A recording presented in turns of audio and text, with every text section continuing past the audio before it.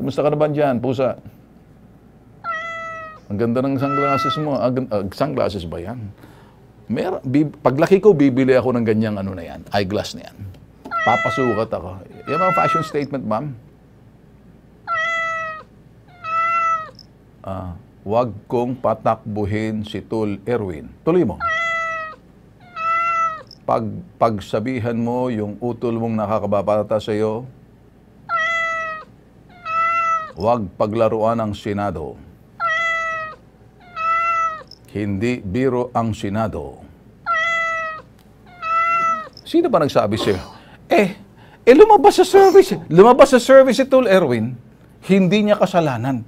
Hindi niya nga alam kung ba't lumutang ang kanyang pangalan. Ano? Hindi totoo ang liberal ang nagpa-survey sa SWS kung kaya't lumabas ang pangalan ni Tul Erwin.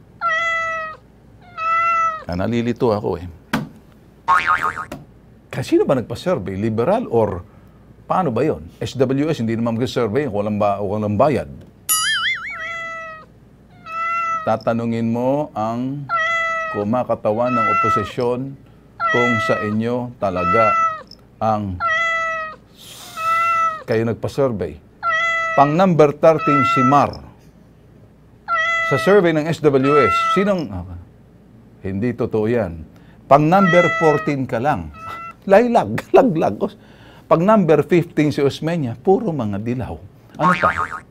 Pang number 16 si Bato. Bato, huwag ka nang...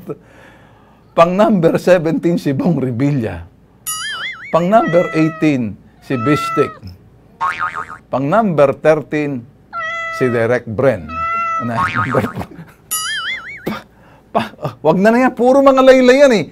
Bigyan mo nga ako ng 1 to 12. Tingnan natin ang mga, bago tayo mapunta ron, konting entertainment value.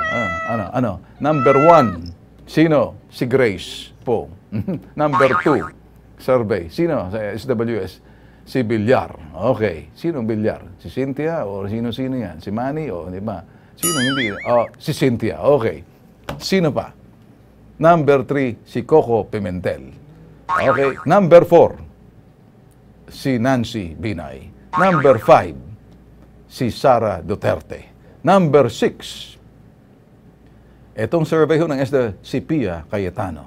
Number 7, sino tong Angara mo. Si Angara. Number 7, si Jingle Bell Jinggoy. Si Jinggoy. Number 9, si Bongbong. Hindi tatakbo to eh. Number 10, si Lito. Hiya! Kabayo. Number 10, JB. Number 12, si Tul Erwin. Okay. Number 13, sino? Si Bam. Bam. Kaya pala, si Mar. Si Mar. Si Mar na. Okay. Ito ho yung mga survey. Sabi ho kasi ni Bam kanina, kinakausap ko, o kausapin ko raw, yung na wag daw paglaruan ng Senado. Hindi. Ito'y, I'm an animal whisperer. Okay? There is such thing as dog whisperer. Ako naman, sa mga animal, kaya merong pag-uusapan natin. Mga boss, seriously. Okay, labas mo na yan. Ito ho yung mga sinasabi ho nila nung kay Bongbong, napahayag ho ni Bongbong at ang sentimento ni Bongbong base doon sa mga pangyayari at tiningnan ho nila, prenesenta natin, nilatag natin, hindi lumalabas sa balita, kaya dito sa Bitag Live ninyo na pakinggan, check it out!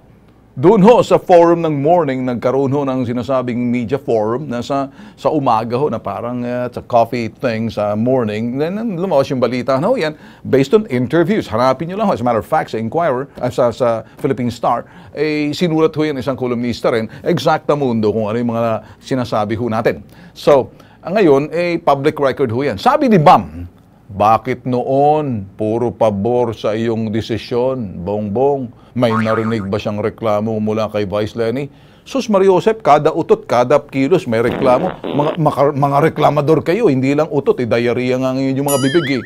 At least yung papatingin ng utot, no? No. Okay. Kunting utot, reklamo agad kayo.